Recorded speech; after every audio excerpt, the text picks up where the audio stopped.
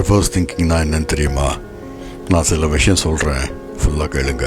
உன்னோட சோம்பேறித்தனம் உன்னோட ஆம்பிஷனை கொண்டுடும். இதை மாற்றி சொன்னால் உன்னோட ஆம்பிஷன் உன்னோட சோம்பேறித்தனத்தை கொண்டுடும். உன்னோட கோபம் உன்னோட புத்தியை கொண்டுடும். இதை மாற்றி சொன்னால் உன்னோட புத்தி உன்னோட கோபத்தை கொண்டுடும். உன்னோட பயம் உன்னோட கனவை கொண்டுடும். பட் இதை மாற்றி சொன்னால் உன்னோட கனவு உன்னோட பயத்தை கொண்டுடும். உன்னோட ஈகோ உன்னோட குரோத்தை கொண்டுடும்.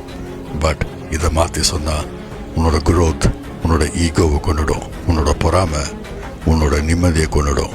பட் இதை மாற்றி சொன்னால் உன்னோட நிம்மதி உன்னோட பொறாமையை கொண்டுடும். உன்னோட சந்தேகம் உன்னோட கான்ஃபிடென்ஸை கொண்டுடும்.